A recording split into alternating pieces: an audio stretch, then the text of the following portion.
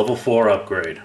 So for today I'm going to be installing the Easy Start system for the 0.15 Traxxas Nitro engine.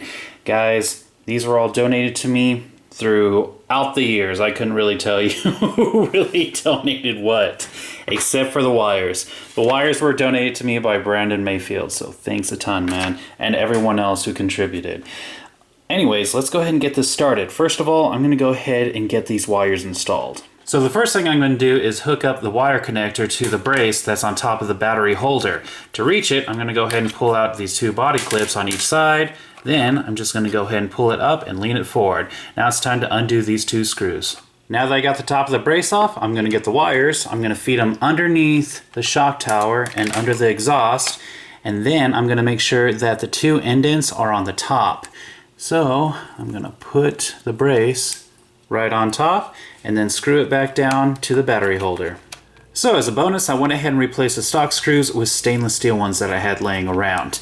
Now to put the battery holder back down, I'm going to get the wires, make sure that they're in the groove in the back because I do not want to crush them. Push it all the way down and then I can go ahead and reinsert the body clips. With that taken care of, it's time to go ahead and move on to the wires. First one is the yellow, which is of course the ground. I'm going to go ahead and hook it up to the engine mount by undoing this screw. Once I get the screw undone, I'm just going to go ahead and put it right through this hole and then screw it back in. Now it's time for the blue wire, which works for the glow plug. All I have to do is, well, put this on top of the glow plug. Now if you're ever having a problem hooking up this wire to the top of the glow plug, just use some needle nose pliers. That way it'll give you a lot more leverage to push this wire on there. As for the red and black wires, they hook up to the motor for the Easy Start system, but I don't need to focus on those yet. What I do need to take care of is all this extra slack from the yellow and blue wires. I'm just going to go ahead and use a wire tie and make this a little bit nicer. Alright, now that that's taken care of, it's time to assemble the Easy Start system. So as you can see, I went ahead and decided to go ahead and break this motor in.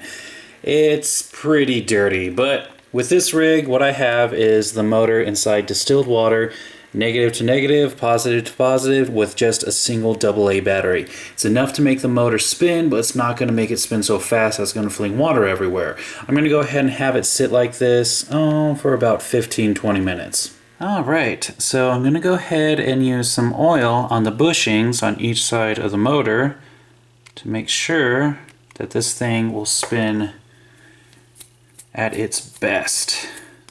Okay, now let's go ahead and put this thing together. First off, I'm going to go ahead and get the base plate and I'm going to put one of these bars in. Then I'm going to go ahead and oil this up. Make sure that we have a perfect spin for these gears. And get this gear and this gets laid on just like that. Now I'm going to go ahead and get the upper plate and put a bar in the center, and of course I'm going to oil this up as well.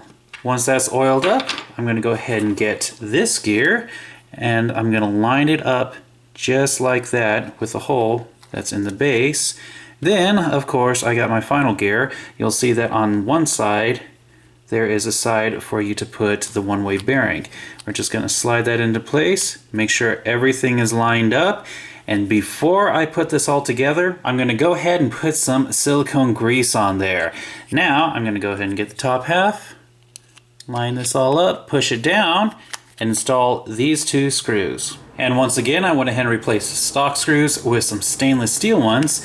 Now let's go ahead and attach the motor. You'll see that there is two spots for the screws to hold the motor to the Easy Start system.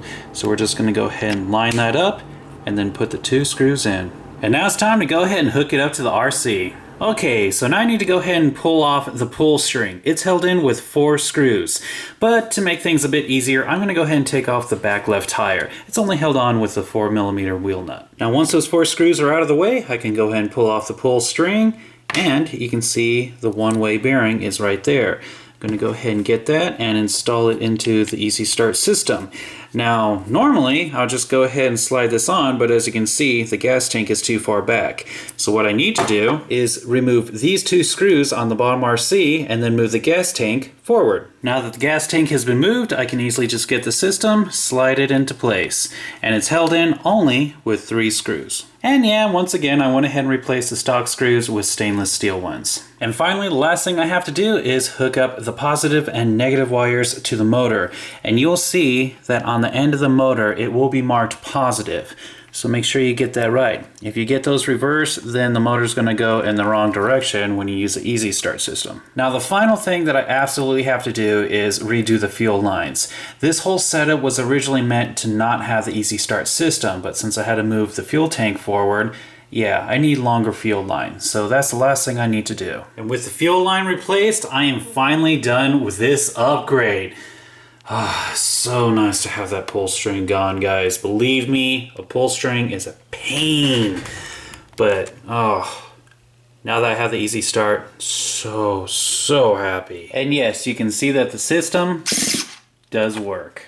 And that was Vigilante's level 4 upgrade.